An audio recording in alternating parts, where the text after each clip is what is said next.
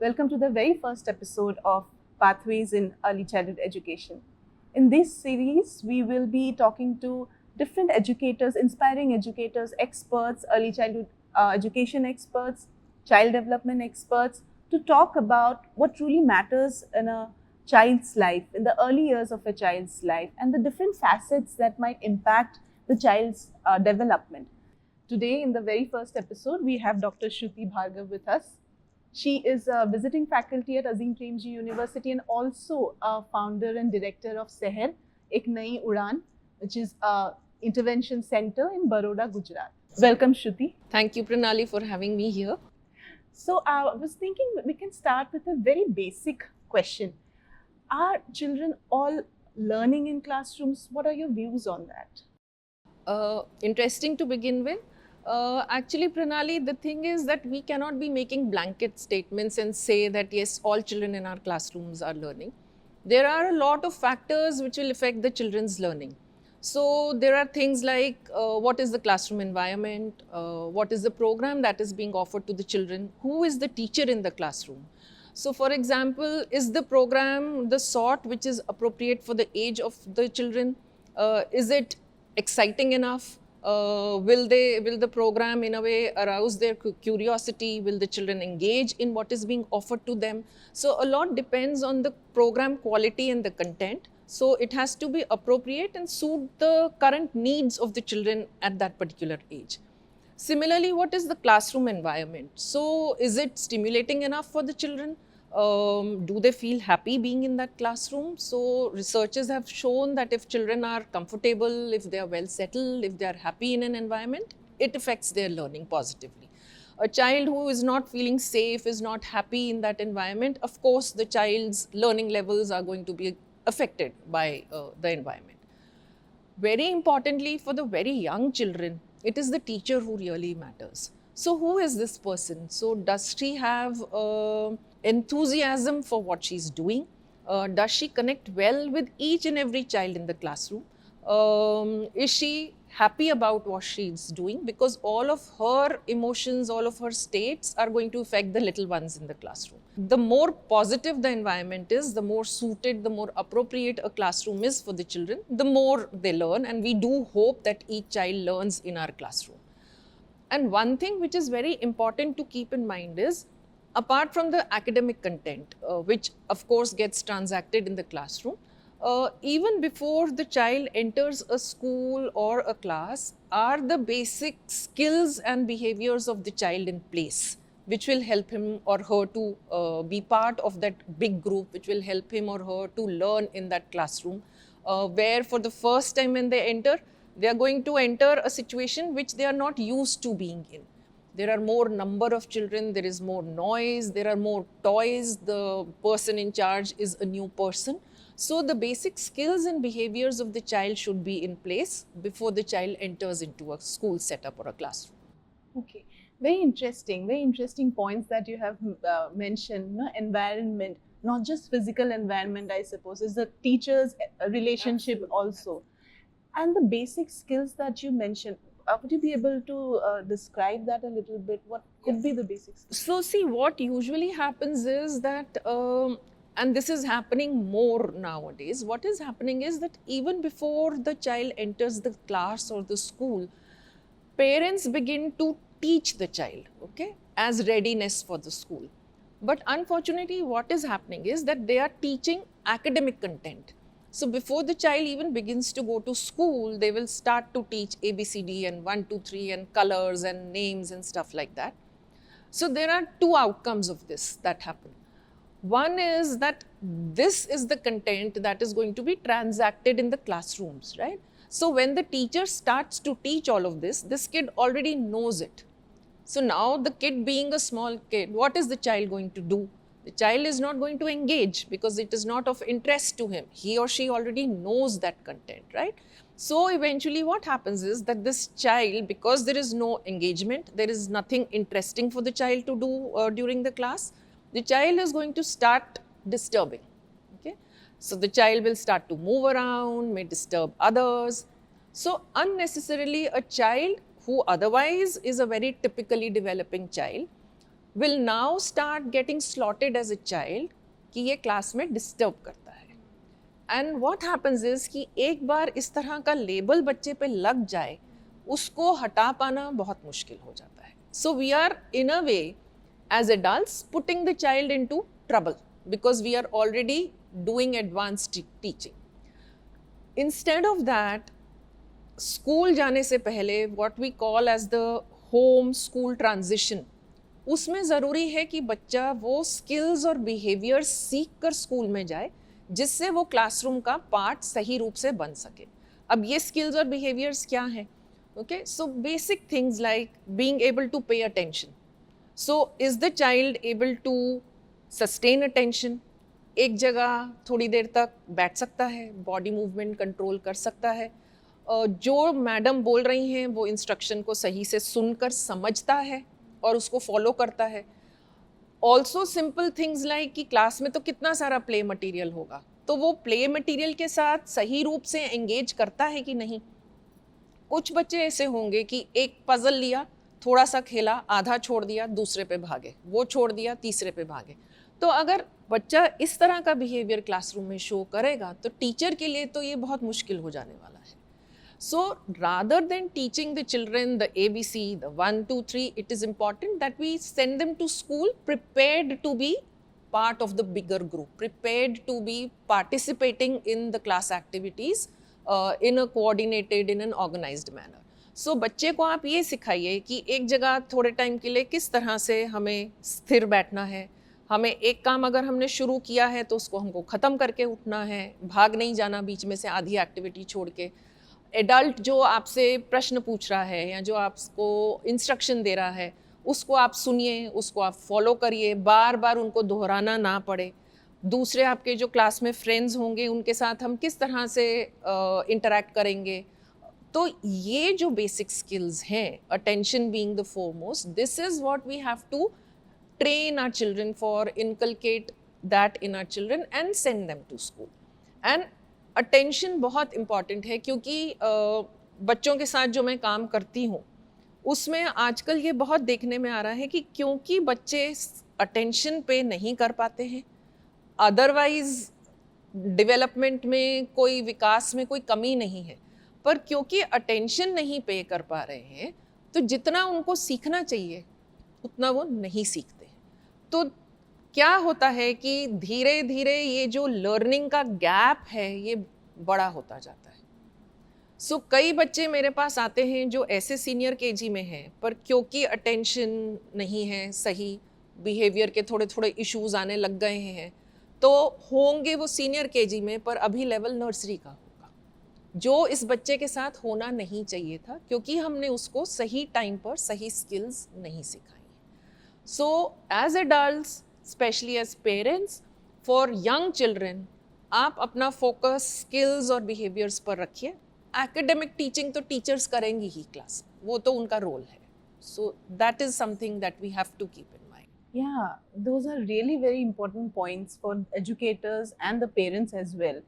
Generally जब हम ये सोचते हैं एकेडमिक टीचिंग, तो जो प्ले और एकेडमिक टीचिंग को दो अलग तरीके से देखा जाता है. तो आपके नज़रिए में जैसे प्ले हम बहुत जगहों में पढ़ते भी हैं, प्ले बेस्ड अप्रोच है, प्ले बेस्ड लर्निंग है, तो क्या हम इन दो चीज़ों को अलग देखना चाहिए या फिर हम उसको एक साथ देख सकते हैं?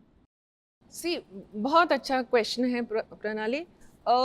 एज एडल्ट्स हम सभी चाहते हैं कि हमारे बच्चे सीखें, राइट? हम स्कूल भी उन्हें उसी पॉइंट ऑफ व्यू से भेजते हैं कि वहाँ लर्निंग होनी चाहिए. छोटे बच्चों के लिए play becomes a very good medium of learning. सीखने का ज़रिया प्ले बहुत अच्छा है छोटे बच्चों के लिए क्योंकि प्ले एक तो नेचुरल एक्टिविटी है, सभी बच्चों को खेलने में मज़ा आता है, राइट?